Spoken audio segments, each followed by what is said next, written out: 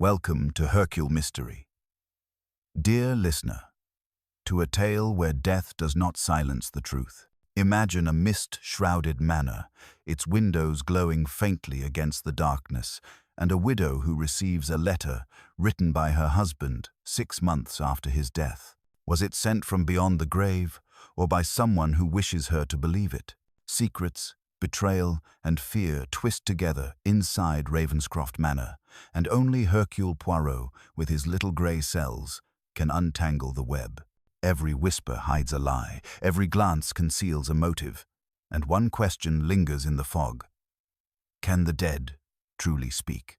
Where are you listening from tonight, alone in the quiet, or somewhere the wind brushes against your window? Tell us in the comments below, and prepare yourself. The letter from the grave is waiting to be opened. Let's begin. It was one of those damp, melancholy evenings in early October when London seemed to mourn its own existence. A thick mist hung low over the Thames, muffling the sound of traffic and giving the gas lamps an eerie halo. Captain Arthur Hastings, lately returned from the countryside, leaned back in his armchair and watched as his friend, Hercule Poirot, adjusted the angle of a perfectly symmetrical vase of chrysanthemums. "Mon ami," said Poirot, stepping back to admire his work. "It is a tragedy that the Englishman does not understand the importance of symmetry. It is the key to harmony in the home, in the heart, even in murder." "Murder?" Hastings looked up with a start. "Good Lord, Poirot, you can't possibly mean—" Before he could finish, there was a sharp rap at the door. Poirot's eyes flickered, the faintest hint of anticipation lighting his expression. Miss Lemon entered with a card held neatly between her fingers. "A visitor for you, M. Poirot. A Lady Ravenscroft." Poirot's brows rose. "Ah, a lady of breeding her name carries the whisper of old English estates and perhaps of secrets." When Lady Ravenscroft entered, she was a vision of poise, silver-haired, elegant, but with eyes clouded by unease. She clasped a small letter in her gloved hand, as if it were a lifeline. "Mr. Poirot," she began, her voice tremulous yet refined, "I come to you upon the gravest of matters. My husband, Sir Alistair Ravenscroft, passed away 6 months ago. His death was deemed natural. But I have received this." She extended the letter toward him. The handwriting on the envelope was unmistakably that of the deceased. Poirot took it delicately, examining the postmark. It was dated 2 weeks ago. Hastings frowned. "But that's impossible. The man's been dead half a year." "Quite," murmured Poirot. His green eyes gleamed. A letter from the grave. How charmingly macabre. He slit open the envelope with the precision of a surgeon. Inside was a single page of thick stationery, the ink dark and deliberate. "To my beloved wife, should this letter reach you, know that my death was not as it seemed. Seek out the truth within the walls of Ravenscroft Manor, for there you shall find my betrayer. Trust no one, not even those who grieve. Alistair." The silence in the room was absolute. Even the ticking clock seemed to pause. Poirot folded the letter carefully. "Lady Ravenscroft, tell me who was in the house on the day of your husband's death." Her answer came with a faint tremor. "Myself, our son Julian, his fiancée Miss Evelyn Hart, our housekeeper Mrs. Dodd, and Sir Alistair's secretary, Mr. Grant. 5 of us in all. And each one could have wished him dead." Poirot smiled thinly. "Then, madame, I shall pack my valise. It appears the dead are calling, and Hercule Poirot must listen." Outside, the fog pressed against the windows like ghostly hands. The case had begun. The journey to Ravenscroft Manor was one of somber beauty. As the car rolled north through the English countryside, the fog thickened, turning trees into spectral shapes and distant hills into shifting shadows. Hastings sat opposite Poirot, watching his friend's immaculately gloved hands resting upon his walking stick. The great detective's eyes were closed not in sleep, but in deep contemplation. Hastings, ever curious, could not resist breaking the silence. What do you make of it, Poirot? A letter written by a dead man. It's like something out of a ghost story. Poirot's lips twitched faintly.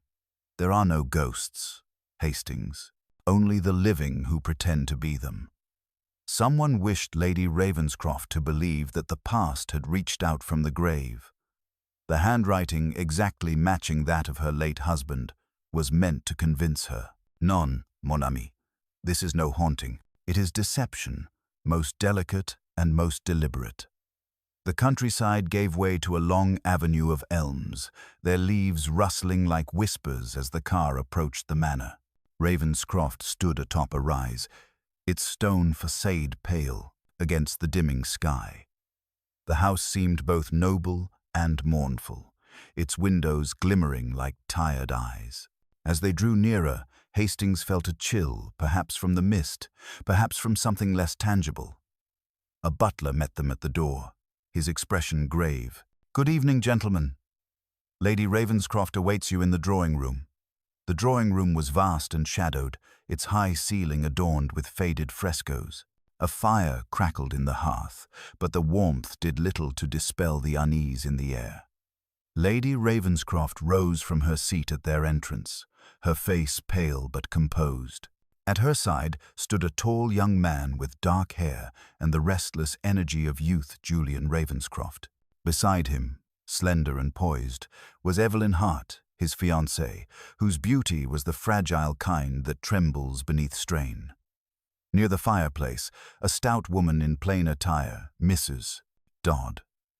The housekeeper watched them with wary eyes, and seated in an armchair by the window was a thin, spectacled man with sharp features and an air of restraint.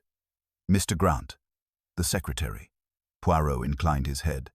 "Mesdames et messieurs, I thank you for receiving me at so delicate a moment. I come only to seek the truth about the late Sir Alistair, whose voice, it seems, still speaks." Lady Ravenscroft gestured toward the table, where the letter lay once more unfolded. "I found it in the Morning Post," addressed in his hand. "I cannot understand how it came to be." Poirot examined the paper again, lifting it delicately by its edges. The postmark, Hastings, you recall, was recent. And yet, if Sir Alistair is truly dead, then this letter must have been delayed or posted by another. Tell me, Lady Ravenscroft, was your husband's death entirely without suspicion? Her eyes flickered. The coroner declared it heart failure. He had been unwell, yes, but he was strong in spirit, and there was something unsettled about him in those last days. He spent long hours in his study, writing letters, destroying others. I never learned to whom he wrote. "Interesting," murmured Poirot. "And where is this study, if I may?" She led them through a dim corridor to a room lined with shelves. A heavy oak desk dominated the space, its surface neat except for a small blotter and a silver pen. Poirot's gaze moved across every object, lingering upon a sealed drawer. "Madame, may I?" Lady Ravenscroft hesitated, then nodded. Poirot opened the drawer gently.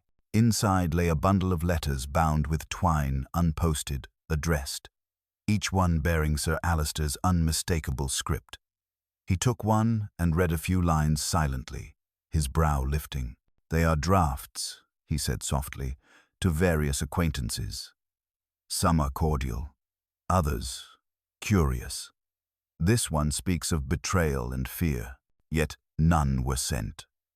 He replaced the letters, closing the drawer with a quiet click. "Your husband was a man who foresaw something, perhaps his own end." Back in the drawing room, Poirot's eyes moved from face to face. "I should like to speak with each of you, if I may. Alone." Julian was the first. He stood before Poirot, chin raised. "You think someone in this house forged that letter, don't you?" Poirot smiled faintly. "I think, monsieur, that the truth hides very near to home. Tell me your relationship with your father." "It was strained," Julian admitted. "He didn't approve of my engagement to Evelyn. Said she was after the family fortune. That's absurd, of course." Poirot nodded thoughtfully. "And where were you? The day of his death.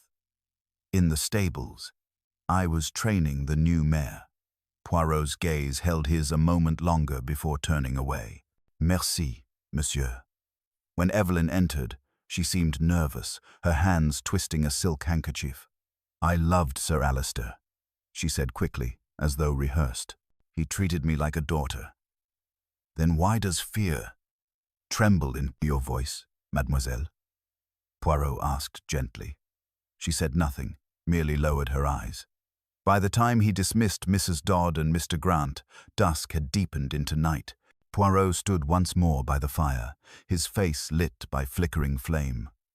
A curious house, Hastings, he murmured. A house where the dead write letters and the living hide truths. There is order beneath this chaos, mon ami, I can feel it. We must merely find the pattern. Poirot remained before the fire long after the last of the household had withdrawn for the night. Hastings sat nearby, the ticking of the mantel clock the only sound between them.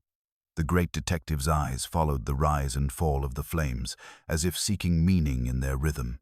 At last he stirred, breaking the silence. You observed, Hastings, how Madame Dodd spoke of her late master. A woman of practical nature, yet her tone, there was something defensive in it. She is one who knows more than she says. Hastings frowned, recalling the housekeeper's clipped answers. She seemed loyal enough. Said Sir Alistair was a good man but difficult at times. Poirot's lips curved. A curious phrase. That it says nothing. Yet it hints at everything. Difficult in what way? Morally? Emotionally? Perhaps she means he was suspicious. Perhaps he was right to be. A soft knock came at the door. Lady Ravenscroft entered, her expression troubled but composed. Mr. Poirot, forgive the intrusion at this hour. There is something I did not tell you earlier. My husband. He kept a small locked box in his desk. I never knew what was in it. But after his death, it was gone. Poirot rose, his interest sharpening. Gone, madame. You are certain? Yes. The key was always in his possession. After the funeral, I looked for it, but both the box and the key had vanished. Curious indeed, murmured Poirot. A man who suspects betrayal, who writes letters foretelling danger, and who keeps a locked box that disappears after his death. There is method in this pattern. Madame, a design most careful. Lady Ravenscroft's composure wavered. I sometimes think he was afraid of someone in this very house. Poirot's eyes softened. And perhaps, madame, he had reason. He bowed slightly. Merci, you have been most helpful. When she had gone, Hastings exhaled. Do you think the letter and the missing box are connected? Poirot nodded. Undoubtedly. A message from beyond the grave is the work of one who wishes the past to speak, but only the part of it that serves them. The box, that may contain the truth they fear. The next morning dawned grey and still. Poirot requested that the household assemble once more. In the dining room, the tension was palpable. The young heir, Julian, stood by the window, restless and pale. Evelyn Hart sat quietly beside Lady Ravenscroft, her hands clasped tightly. Mrs. Dodd hovered near the tea tray, while Mr. Grant adjusted his spectacles with nervous precision. My friends, began Poirot, his voice calm, yet commanding. I have reflected upon the circumstances of Sir Alistair's death and upon this letter which has so alarmed you all. It was no ordinary forgery. Whoever composed it had access not only to Sir Alistair's handwriting, but also to his private thoughts, his fears, his phrasing. That implies intimacy, yes? One close to him. Julian gave a sharp laugh. Are you implying one of us wrote it? Poirot smiled faintly. I imply nothing, monsieur. I observe. You, for example, speak too quickly when accused in instinctive defense. Mademoiselle Hart, on the other hand, speaks too little. The contrast amuses me. Evelyn flushed. I have nothing to hide. Indeed! Yet last night you said Sir Alistair treated you as a daughter. And still, your eyes betrayed unease. That is not the look of filial affection, mademoiselle, it is the look of one who fears discovery. She said nothing, but a faint tremor ran through her. Poirot turned away, as though he had noticed nothing. Madame Dodd, he continued smoothly, you served Sir Alister many years, did you not? 23, she said proudly. And during those years, did you ever see him quarrel with his family? Mrs. Dodd's mouth tightened. Everyone quarrels sometimes, sir. He was well, strict. And after that business with the inheritance. Ah, the inheritance, Poirot repeated softly. You refer to the will? Her eyes darted toward Lady Ravenscroft, who sat rigid in her chair. I didn't mean, but Poirot had caught it. So there was a change, yes? Sir Alister altered his will before his death. Lady Ravenscroft's lips parted, then closed again. It is true, she admitted quietly. He made certain adjustments. He left a larger portion to a charitable trust, one which he founded years ago. The family received less than expected. It caused distress, but surely that is not relevant. On the contrary, said Poirot gently, it is most relevant. A change in fortune is a powerful motive, madame. Julian's face darkened. You can't possibly think. I think, Poirot interrupted softly, that we must consider all possibilities, including the one that Sir Alister's death was not of nature, but of design. A silence followed, thick and electric. Then Poirot turned abruptly to Mr. Grant. Monsieur, you were his secretary. You handled his correspondence. You would know if he wrote letters near the time of his death. Grant hesitated. Yes, he wrote several, but he burned most of them himself. I thought it strange. He seemed obsessed with secrecy. Poirot's gaze sharpened. And the missing box, did you ever see it? I did. He told me never to touch it. Poirot's expression softened into satisfaction. Très bien. The pieces align. A man fears betrayal, conceals something in a locked box, burns his letters, and dies, leaving behind a message sent months later in his own hand. What a neat little puzzle, Hastings. Someone here knows where that box is and what it contains. He turned toward the window, where the pale light fell across the floor. Until I find it, he said quietly. We must assume one truth. The dead are not finished speaking. The rest of that day unfolded with a curious quietness that seemed to settle over Ravenscroft like a spell. Rain had begun to fall, soft at first, then steady, its patter a kind of whisper against the windows. Poirot took a slow turn through the house after luncheon, his small, precise figure moving like a shadow among the grand corridors. Hastings followed him, his expression puzzled, trying to make sense of his friend's murmured observations. Poirot would stop suddenly, tilt his head, and run his fingers along the polished wood of a banister or the edge of a framed portrait, as if the house itself were whispering secrets only he could hear. They entered Sir Alister's study once more. The fire was unlit now, the air damp with the scent of paper and old leather. Poirot gestured toward the desk. Hastings, observe the surface has been wiped clean recently. Yet the rest of the furniture wears a film of dust. That, I think, is most instructive. Hastings frowned. But surely that's the maid's doing. Ah, non. The maid dusts weekly, I am told. This was cleaned more recently. Within the last 24 hours, someone has been here, mon ami, seeking something or hiding it. He crouched slightly, examining the panel beneath the desk. His fingers found a minute catch, and with a delicate pressure, a small section of wood shifted inward, revealing a narrow compartment. Inside lay only a fragment of torn paper and a faint trace of wax, as though something had once been sealed there. Poirot's brows lifted. A secret, a drawer, and now empty. Voila! We grow closer. The fragment was minute, almost useless. Yet Poirot examined it as if it were a treasure. The wax was red, he murmured. Common enough, but the seal impression, Faint though it is, resembles a crest, a raven perhaps. Ravenscroft, naturally. But why reseal something with the family mark, unless the forger wished to mimic the dead man's hand entirely?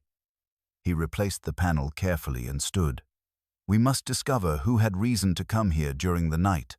I think, Hastings, that we shall ask Mrs. Dodd for tea, and we shall observe. When Mrs. Dodd entered some minutes later, she carried herself stiffly, her expression sour. I hear you've been poking about in Sir Alister's study, Mr. Poirot, she said, setting down the tray with a firmness that betrayed irritation. I don't see what good it'll do. The master's gone, and stirring up the past won't bring him back. Poirot regarded her mildly. You are very loyal, madame. One might almost say, protective. I looked after him for more than 20 years. I'd not have anyone make mischief out of gossip. Poirot nodded approvingly. Indeed, gossip is the poison of a household. And yet, gossip often contains a grain of truth. You knew, perhaps, that Sir Alister had a locked box in his desk. Mrs. Dodd froze for the briefest moment before recovering. He kept private things. Yes. His will. Letters. It wasn't my business. Of course not, said Poirot softly. But tell me, madame, was that box present after his death? Her lips pressed together. I couldn't say. I was occupied with arrangements. Poirot leaned forward, his gaze sharp but not unkind. And yet, the night before last, someone entered the study. Someone who wiped the desk clean after opening the hidden compartment. Mrs. Dodd's eyes widened.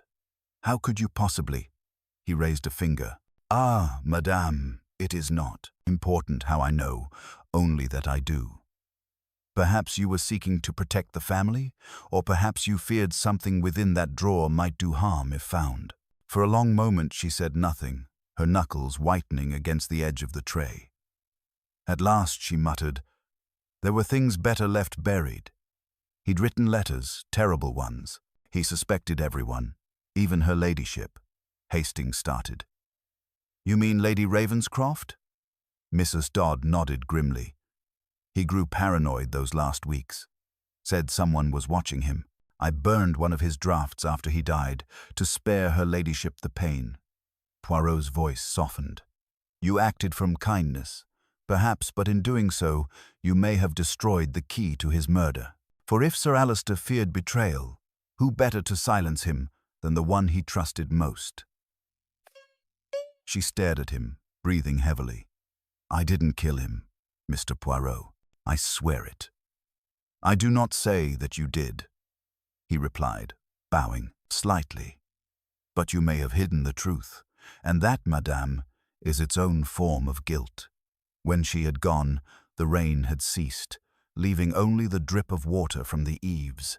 Poirot stood by the window, gazing at the sodden lawn. Do you see, Hastings? Fear is the seed of all tragedy. Sir Alister feared betrayal, and those around him feared exposure.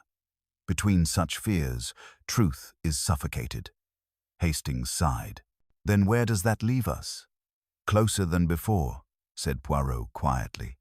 The missing box, the letter, the secret drawer, they are threads of the same tapestry, and I suspect that tapestry is not yet complete. There is someone here who knows precisely what was in that box, and tonight, Hastings, we shall find out.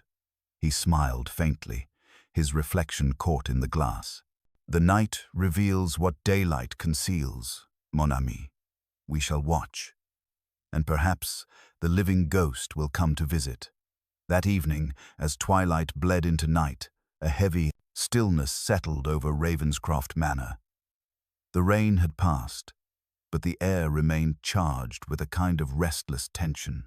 Poirot, ever immaculate, had taken a solitary walk through the corridors, his hands clasped neatly behind his back, his step measured and deliberate.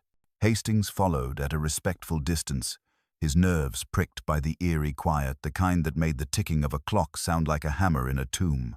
Poirot paused at the landing of the grand staircase, his eyes fixed upon a single candle flickering in the draught.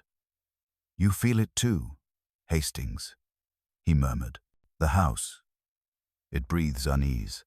Someone moves within its walls tonight with purpose, dangerous purpose. Hastings glanced about uneasily. Do you mean the murderer? Poirot's gaze slid toward him, sharp as the gleam on a blade. Murderers, mon ami, rarely sleep soundly when their crimes stir again. Tonight, the guilty will stir, and we shall listen. He led the way to the library, where the curtains were drawn and the fire cast a dull glow across the shelves. From his pocket, Poirot withdrew a small silver key. This, Hastings, he whispered, was left quite carelessly in the corridor outside the study. Not by chance, I think. And do you see the faint smear of red wax upon it, the same color as that found in the hidden compartment? Our phantom visitor of last night, perhaps they dropped this in haste. Hastings leaned closer. So this might open the missing box? Poirot smiled faintly. None.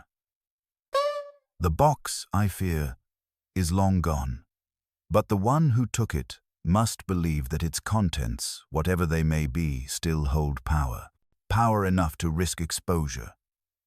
The door creaked suddenly, and both men turned. Evelyn Hart stood in the doorway, her face pale, her breath shallow. Mr. Poirot, she said, her voice trembling. I heard voices, I thought. Oh, forgive me. I didn't mean to intrude. Come in, mademoiselle, Poirot said gently. Intrusions are rarely accidental at such an hour. She hesitated, then stepped forward. The firelight revealed the faint shimmer of tears in her eyes. I can't bear this silence anymore. Everyone's watching everyone. I feel as though the house itself wants to confess something dreadful. Poirot regarded her steadily. Perhaps it does. Sit, if you please. She did, clasping her hands in her lap. You think one of us forged that letter, but you don't understand Sir Alistair was a man of obsessions. He spoke often of betrayal, yes, but also of atonement. He was not innocent, Mr. Poirot. He had wronged people terribly. Poirot leaned forward, the light catching the neat arc of his moustache. And do you speak of yourself among those wronged, mademoiselle? Evelyn's breath caught. He promised to support Julian and me. Then he changed his will, said he'd discovered something about me that made our marriage impossible. I never knew what it was, but I swear, I had nothing to do with his death. Poirot studied her for a long moment, then nodded. Fear not, mademoiselle. The guilty do not speak thus. But you have told me something precious. The old man's secret was not only about what others did to him, but about what he himself did. A confession half-written, perhaps, in those letters he burned. She looked up suddenly. There is something else. The night before he died, I heard him arguing with someone in the study. A man's voice, low but angry. It wasn't Julian's. Poirot's gaze sharpened. Describe it. Measured, precise, cold. I remember thinking it sounded almost rehearsed. Like the secretary, perhaps, Hastings suggested. Evelyn hesitated, then nodded faintly. Yes, Mr. Grant. Poirot rose slowly. Merci, mademoiselle. You have given me the final note in the melody I was seeking. He turned toward Hastings. We shall pay a visit to our Mr. Grant discreetly. They found Grant in his quarters, a modest room lined with ledgers and correspondence. He was seated at a small desk, his pen poised but unmoving. When he saw Poirot, he stiffened. I was about to retire, Mr. Poirot. Is there something more? Only a few trifles, Poirot said pleasantly. You were with Sir Alistair the night before his death, were you not? Grant's fingers tightened on the pen. Yes, briefly. We discussed his accounts. He was agitated. Poirot's eyes flicked to the paper before him. You are writing now, monsieur, and yet I see you use the same heavy blue ink that appeared in the letter Lady Ravenscroft received. The same brand, the same flow of the nib. You must forgive my curiosity. Grant rose abruptly, color rising in his cheeks. Are you accusing me of forgery? I accuse no one, Poirot said softly. But I observe that your hand trembles when I speak of ink and letters, and I observe also that your drawer, he gestured lightly, contains a stick of red sealing wax, freshly used. Grant's composure cracked. For a moment, his mouth opened soundlessly. Then, gathering himself, he said coldly, "You have no proof." Poirot's smile was faint and knowing. Proof? Perhaps not. But reason? Yes. You see, monsieur, lies always leave the faintest fingerprint, invisible to all but the eye that seeks order. Grant turned away sharply, but Poirot's gaze lingered on him, quiet and relentless. One day soon, I think. We shall speak again when the truth decides it has hidden long enough. Outside, as they left the room, Hastings whispered, "You think he forged the letter?" Poirot shook his head. "Hastings, he is guilty of something, but not of that. The true forger is cleverer and crueler, and before the next dawn, the shadows in this house will have no place left to hide." The corridors of Ravenscroft Manor seemed longer that night, as if the house itself had stretched under the weight of its secrets. A wind rose outside, moaning faintly against the windows, and the old timbers of the ceiling groaned in answer. Poirot walked with purpose, his polished shoes clicking softly on the marble floor. Hastings followed, half whispering, "You think Grant is hiding something, then?" Poirot didn't answer at once. His gaze was fixed on the faint line of candlelight, spilling from beneath a door down the hall, the study. "May we?" he murmured finally. "But the question, Hastings, is what he hides. Not guilt of murder, perhaps, but complicity or fear. Guilt wears many costumes." The door to the study was ajar. Poirot pushed it gently. The fire had been rekindled. Its flames danced weakly, throwing shadows that seemed to tremble with life. On the desk, papers lay, scattered letters, documents, an open ledger. But what caught Poirot's eye was the faint scent of smoke lingering too strongly. Someone had been burning something. He stepped closer, and from the hearth's ashes, he plucked a half-scorched corner of parchment. On it, faintly visible, were the words, "She will never know what I did." Hastings leaned over his shoulder. "That's his handwriting again, isn't it?" "Sir Alister's?" Poirot nodded slowly. "Yes, mon ami. A confession of sorts, or perhaps a fragment of one. And someone tried to destroy it, but too late. They feared what it revealed." He straightened abruptly. "We are not alone in this house tonight." At that moment, a soft creak echoed from the corridor. Poirot extinguished the lamp, motioning Hastings to silence. Through the faint firelight, a shadow moved beyond the doorway, a shape that paused, listened, then slipped away down the hall. Poirot's eyes glinted. Quickly, they followed soundlessly, their footsteps muffled on the carpet. The figure turned toward the servants' staircase, the faint glow of a candle guiding its way. Poirot motioned Hastings to wait, then stepped lightly forward. "Bonsoir, madame," he said softly. Mrs. Dodd gave a startled cry, nearly dropping the candle. "Mr. Poirot, you frightened me half to death." Poirot inclined his head, unruffled. "Forgive me, but it is I, perhaps, who should be frightened. A woman wandering alone at midnight, carrying a candle, returning from the direction of the study, such a sight could give even Hercule Poirot the chills." Her eyes darted nervously. I couldn't sleep. The wind, the noise. I thought I heard something." Poirot's voice was gentle but firm. "Indeed you did, madame. You heard your own conscience. Come, let us not play games. What did you burn?" But her hands betrayed her. They trembled so violently that the flame flickered. Poirot's voice dropped to a whisper. "The truth, Madame Dodd, before the wind of lies blows your candle out completely." Seemed to waver between defiance and despair.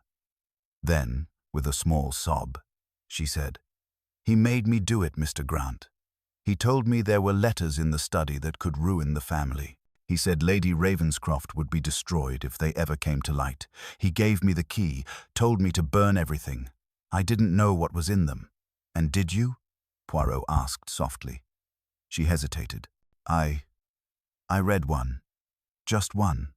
It said Sir Alistair meant to expose something to do with the trust, and that if he did, someone would kill him for it.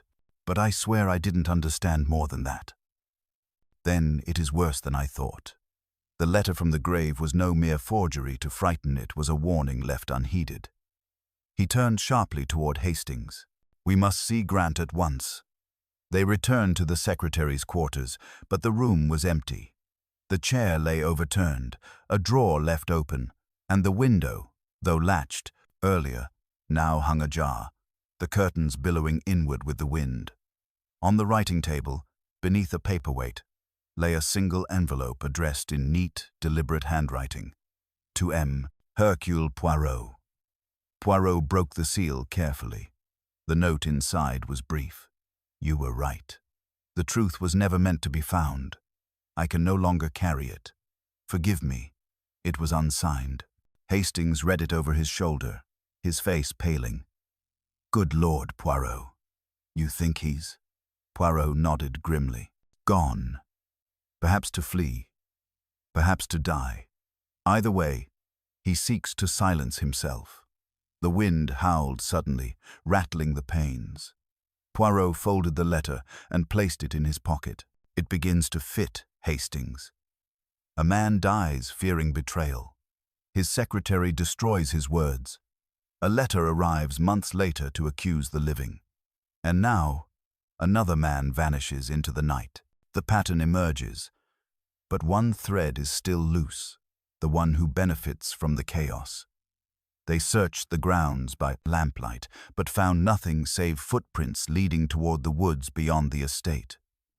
Poirot stood for a long moment at the edge of the path, the wind tugging at his coat. He runs not from justice, he said quietly, but from guilt that does not belong entirely to him. Someone else wrote his fate long before tonight. Hastings shivered. You think there'll be another death, Poirot? Poirot turned his face toward the dark trees, his eyes narrowing. Non, mon ami. There already has been another death. We have simply not yet found the body. The search continued into the early hours of morning. A pale fog crept across the lawns, blurring the edges of the world beyond Ravenscroft's windows. Poirot stood motionless in the front hall, his silhouette framed against the faint light that seeped through the glass panels of the great door. Hastings, exhausted, rubbed his eyes. No trace of him anywhere, he murmured. Not in the woods, not on the road. You think he meant to well do away with himself? Poirot did not reply. His gaze was fixed upon the faint impressions of footprints leading away from the gravel path toward the lake. They had found them earlier, soft but distinct, 2 sets at first, and then one, fading near the water's edge. Non, he said at last, softly. A man who means to die leaves despair in his steps. These prints, see how they pause, turn slightly. He was not fleeing life. He was following someone. Someone else? Hastings said sharply. Poirot nodded once. The other set of footprints, smaller, lighter. They belonged to a woman. The mist thickened, the wind stirring reeds at the edge of the lake. Poirot moved closer to the water, his eyes scanning the surface. Then he stopped abruptly. Regardez, Hastings, he whispered. Something pale floated near the far bank, tangled among the rushes. Within moments, the groundskeeper was summoned. Together, they pulled the figure to shore. It was Mr. Grant. His face was serene, almost peaceful, but his hands were clenched around something that glimmered faintly in the dawn light, a small silver key. Hastings recoiled. Good Lord! The key to the missing box. Poirot crouched beside the body, his expression unreadable. Perhaps. But note, he grasped it tightly, as if to protect it, not to use it. And yet, there is no waterweed clinging to his shoes. No sign he struggled. He did not fall. Hastings. He was placed here. A gasp escaped Lady Ravenscroft, who had come upon them with Evelyn close behind. Her hand flew to her throat. Oh, heavens! Poor Mr. Grant! What does this mean? Poirot's gaze moved from her to Evelyn, whose face was ashen, her eyes wide with something that might have been fear or guilt. It means, madame, he said quietly, that this house is still full of liars. Inside, as the body was taken away, Poirot stood by the hearth once more, his mind in motion. 2 deaths, he murmured, one hidden by deceit, the other staged as despair. Always, the pattern repeats. When truth threatens to emerge, another hand pushes it back beneath the surface. Hastings, pacing, stopped suddenly. Do you mean someone killed him to keep him silent? Poirot nodded. Just so. He knew too much. The key, Hastings, was never meant to be found, yet he died clutching it, as though in death he wished to reveal what in life he concealed. He turned to Lady Ravenscroft, his voice calm but firm. Madame, I beg you, when Sir Alister changed his will, did you read the new version? Her lips parted slightly. No. He refused to show it to me. He said I would understand everything in time. And yet, Poirot said softly, you did not seek to challenge it. Curious. No, I trusted my husband, she said quickly, too quickly. I thought he had reasons, moral ones. Perhaps he did, Poirot murmured. Or perhaps his conscience demanded confession before it was too late. He turned to Evelyn. Mademoiselle, you said you heard a man's voice that night. Are you still certain it was Mr. Grant?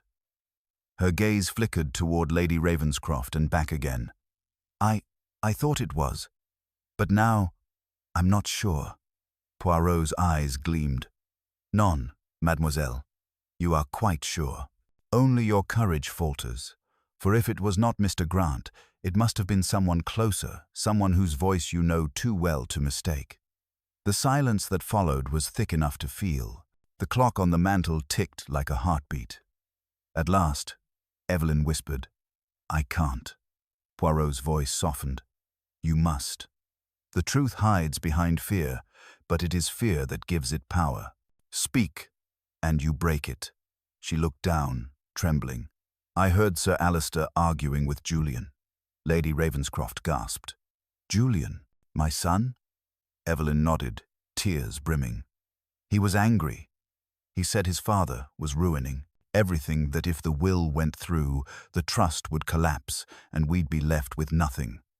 Sir Alister told him he'd discovered something dishonest about the accounts. I don't know what happened next. But the shouting stopped suddenly. When I passed the study later, the door was closed, and I thought. Poirot's voice was low. You thought it was over, but it had only begun. He walked slowly to the window, the dawn light touching his face. Now, at last, the shadow moves. We have motive, we have deceit, and we have fear enough to drown an honest man. But still one question remains: who forged the letter from the grave? Hastings opened his mouth to speak, but Poirot raised a finger. Patience, mon ami. Before the day ends, we shall have our answer. The guilty one hides among us still, and they have grown desperate. Tonight they will act again, and this time I shall be waiting. The sun had barely risen when Poirot summoned everyone into the drawing room. The air was heavy with tension. The death of Mr. Grant still clung to the manor like a chill that refused to lift. The servants spoke in whispers, the guests avoided each other's eyes, and even the fire seemed to burn more quietly than usual. Hastings stood beside Poirot, watching as Lady Ravenscroft entered with Julian and Evelyn close behind. Her once proud bearing now seemed fractured, her eyes rimmed with fatigue, while Julian's jaw was set in defiance, the look of a man cornered but unwilling to surrender. Poirot waited until the door was closed before speaking. My friends, he began softly, I fear the time for courtesy has passed. 2 men are dead, and the cause of both deaths lies in this house. The walls of Ravenscroft conceal a secret so old and poisonous that it has claimed lives to keep itself hidden. Julian's voice snapped through the silence. You speak in riddles, Monsieur Poirot. You have no right to accuse this family of murder. Poirot turned toward him with calm precision. And yet I do, monsieur. You see, it is not accusation, it is arithmetic. When lies multiply, they lead only to one sum: death. Evelyn flinched at his tone, while Lady Ravenscroft pressed a hand to her mouth as if to still her own trembling. Poirot stepped closer, his eyes gleaming with that peculiar light Hastings knew so well, the light of revelation. Last night, as we stood by the lake, I noticed something. Monsieur Grant's shoes were dry, though his body lay in water. It was clear he was placed there after death. But what caught my eye most was his right wrist stained faintly with red wax, as if he had recently sealed something, and in his hand, the key to the missing box. Does it not suggest, my friends, that he was close, very close to exposing the truth before someone silenced him? Lady Ravenscroft gave a faint cry. Then you mean he was murdered? Poirot inclined his head. Most assuredly, and yet, what is curious is that he was not the intended victim. No, the true target was another. He died because he discovered too much. Julian's composure faltered. You can't possibly prove any of this. Ah, but I can reason it, Poirot said softly. Consider. Sir Alistair altered his will to divert a fortune from his family into a charitable trust. Why? Because he learned that trust was being used to conceal theft. Money withdrawn in secret, transferred through false accounts. Who had access to those accounts? The secretary. Yes, but only under the authority of one other. You, Monsieur Julian. Julian paled, his fists clenching at his sides. That's a lie! My father misunderstood. He was ill. Poirot shook his head. No, monsieur. He was lucid. He discovered you had used the trust to cover gambling debts, large ones. When he confronted you, you argued. The quarrel Evelyn overheard was real. You struck him in anger, perhaps not, meaning to kill, but the blow ended his life. Lady Ravenscroft let out a stifled sob. No, that can't be true. It is, Poirot said quietly. You found him later, did you not, madame? You saw your husband lying lifeless in his study. And because you are a mother first, you chose to protect your son. You staged his death as heart failure, destroyed the evidence of his discovery, and swore your silence. But what you did not know was that Sir Alistair had written a letter, his final safeguard. He feared betrayal, and prepared one last message to be posted in the event of his death. That letter, however, never reached the post. It was found later by the secretary, Mr. Grant, who realized what it implied. Believing he could protect the family, or perhaps extort them, he forged and posted it months later, pretending it came from beyond the grave. But he made one mistake. Poirot's voice dropped to a whisper, and the room seemed to hold its breath. He sealed the letter with the family crest red wax, as Sir Alistair had done. Yet the wax was too fresh, the impression too sharp, and so, when the letter arrived, I saw at once that it was a recent forgery. Mr. Grant meant to frighten Lady Ravenscroft into silence or into payment. But when he realized Julian's guilt was real, he tried to use it to his advantage, only he did not anticipate that the young monsieur would take desperate action again. All eyes turned to Julian. His face was pale as marble, his breathing shallow. You think I killed Grant? He whispered. I know it, Poirot said. You met him by the lake. He threatened to expose you. You struck him once, quickly, decisively. You thought the water would hide your crime, but you forgot the key he clutched in his hand, the one he had taken from his master's desk years ago. You thought it meaningless, but that, monsieur, was your final error. Julian staggered back, his voice breaking. He was blackmailing. Me, he said. He'd ruin Mother. I couldn't let him. Lady Ravenscroft's cry echoed through the room as he sank into a chair. his head in his hands. Poirot stood silent for a long moment, then spoke with a sigh. The sins of the father and of the son, both buried beneath pride and fear. The letter from the grave, Mon Ami Hastings, was never from the dead at all. It was from the living, desperate to keep their ghosts quiet. Outside, the fog lifted slowly from the lake, revealing the pale morning light. Poirot looked toward the window, his voice low and steady. "You see, Hastings, truth always finds its way home, even when it must walk through the graveyard to do so." Julian sat motionless, his eyes hollow, his breathing uneven. The confession hung in the air like smoke that refused to disperse. Lady Ravenscroft had buried her face in her hands, silent tears slipping between her fingers. Evelyn stood apart from them all, trembling not from shock, but from something deeper. A truth that still had not been spoken. Poirot watched her quietly, his gaze patient, probing. Hastings could sense it, the faint, electric hum of unfinished business that always followed when Poirot knew there was one last card left to turn. "Mon ami," Poirot said softly. "When a man confesses, we are often tempted to believe that the story is finished. But I, Hercule Poirot, know better.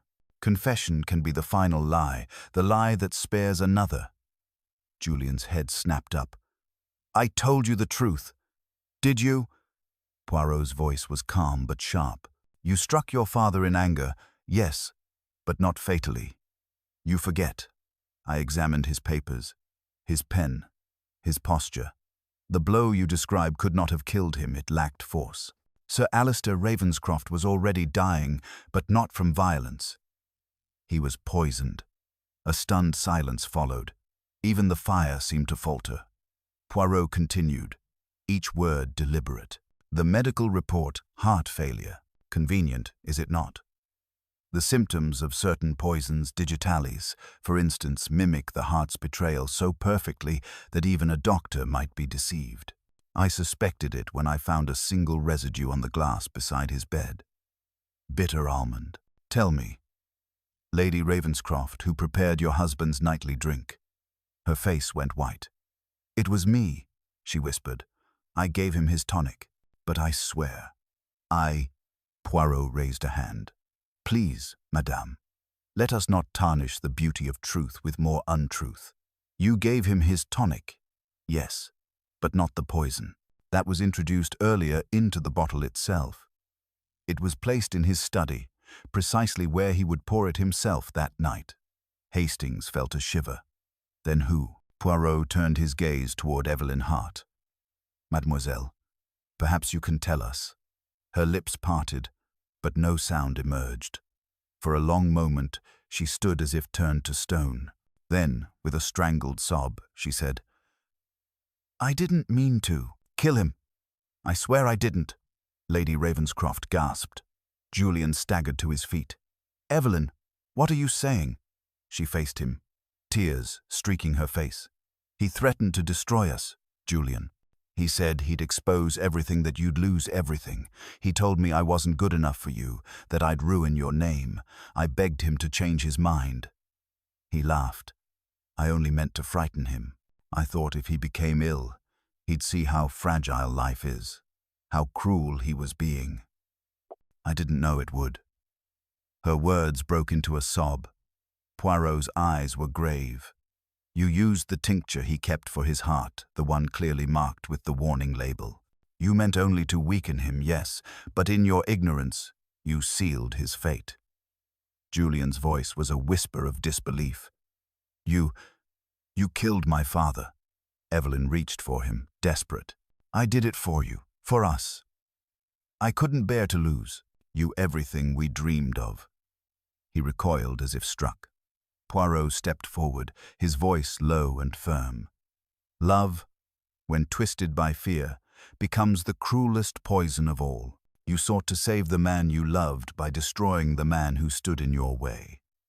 And when Sir Alistair died, you said nothing.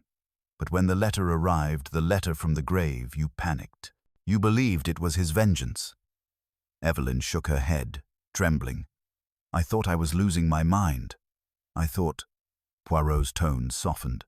So, you went to Mr. Grant. You begged him to tell you what he knew, and when he refused, you told Julian.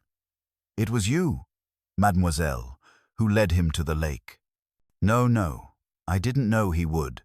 But you did not stop him, Poirot said gently. You let silence do your bidding. The truth hung between them, cold and merciless. Lady Ravenscroft rose slowly, her voice breaking. My husband, my son, my household destroyed by deceit and pride. She looked at Evelyn with something between pity and horror. You have given me back the truth, but taken everything else. Poirot's gaze softened. Madame, it was never I who took it. Only time, and the choices of those who feared its passing. Outside, the fog began to lift from the lake once more, and faint sunlight touched the water's edge like a benediction. Hastings glanced at Poirot, his voice low. So, it was all for love, in the end? Poirot sighed, his expression distant. Love, Hastings, is like fire, it can warm or consume. Mademoiselle Evelyn burned too brightly, and those who stood too close were turned to ash. Evelyn's sobs filled the silence as Julian turned away, his face in shadow. Poirot watched them both with quiet sadness, his words barely above a whisper. The letter from the grave was not from Sir Alistair, my friend. It was written by guilt itself, addressed to all who could no longer bear their own hearts. A hush had fallen over Ravenscroft after the final confession. The truth, at last, had emerged from beneath its tangled web of lies, but it brought no peace. The morning light slanted across the drawing-room floor, pale and cold, glinting off silver frames that now seemed to watch silently. Evelyn sat on the chaise, her face ashen, her eyes distant, as though she had already vanished from the world around her. Lady Ravenscroft stood near the window, one hand pressed against the glass, staring out toward the lake where so much had ended. Poirot, ever immaculate, adjusted his cuffs and surveyed the room with a calm that bordered on sorrow. It is curious, is it not, Hastings? He said quietly, how truth, when it comes, changes nothing of the past and yet alters everything. Hastings exhaled, his brow furrowed. I can't help but pity her, Poirot. She thought she was saving the man she loved. Poirot's gaze lingered on Evelyn. Ah, but love that begins in deceit always ends in tragedy, mon ami. She killed to protect him, and he killed to protect her secret. It is a perfect symmetry, so human, so fatal. Julian rose suddenly, his voice hoarse. You've destroyed us all. Do you understand that, Poirot? My father, my mother, Evelyn, we're ruined. Poirot turned to him gently. No, monsieur, you destroyed yourselves long before I arrived. I have merely swept away the dust that covered the corpse of truth. Julian's fury faltered under the weight of those words. He turned from Poirot and faced Evelyn. You should have told me, he said, his voice cracking. I would have gone to prison for what I did that night, but at least it would have been my guilt. Not this. Evelyn's answer was a whisper. I loved you too much to watch you fall. Then you've killed me twice, he said bitterly, before striding out of the room. The echo of the door closing behind him rang through the silence like the toll of a bell. Lady Ravenscroft's sob broke the stillness. Poirot moved to her side, his voice low but firm. Madame, there is one more thing I must ask. The night your husband died, did he say anything? Anything at all before the end? She hesitated, her eyes red with tears. Only one thing, he said. The truth will find its way, even through the grave. I thought he was raving, but now I see he knew. Poirot inclined his head. Yes, madame. He knew that his sins and yours, and those of the next generation, would not remain buried. That is why he wrote the letter. It was not revenge, it was absolution, though none of you recognized it as such. She looked at him desperately. And what happens now? Poirot's expression softened, though there was no comfort in his tone. The law will take its course. But you must not despair, madame. Out of ruin comes truth, and truth, though cruel, is the only path by which peace may one day return. He stepped back and turned toward Hastings. Come, mon ami. There is nothing more for us here. As they walked through the echoing corridors of the manor, Hastings glanced back at the drawing room. Evelyn had sunk to her knees, her hands clasped as though in prayer, while Lady Ravenscroft stood motionless beside her, her grief too deep for sound.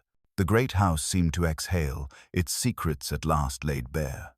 Outside, the day had turned clear, the lake gleaming faintly beneath the sun. Poirot paused at the steps, looking out across the water. You see, Hastings, he murmured. In the end, it was not greed that destroyed them, nor hatred, but love. A love that sought to possess, to control, to protect beyond reason. It is a most dangerous thing, when love forgets the boundaries of morality. Hastings shook his head. I'll never understand how you saw it all, Poirot. The letter, the poison, the lies all so neatly hidden. Poirot smiled faintly. Because, my dear Hastings, I did not look for evidence. I looked for pattern, the pattern of the heart. Every lie these people told began not in their words, but in their silences. That is where truth lives, always in what is not said. They reached the car, and Hastings climbed in behind him. As the vehicle rolled down the long, winding drive, Poirot took one last look at the manor. Its chimneys rose solemnly against the pale sky, and for a fleeting moment he thought he saw the ghost of Sir Alistair standing by the window, watching them depart with that faint, inscrutable smile of the dead who have seen justice done. Poirot adjusted his hat, his eyes glinting beneath the brim. Another tragedy concluded, mon ami. And yet, I cannot help but wonder, does justice truly comfort the living, or is it merely a mirror for the dead to rest easy? Hastings frowned.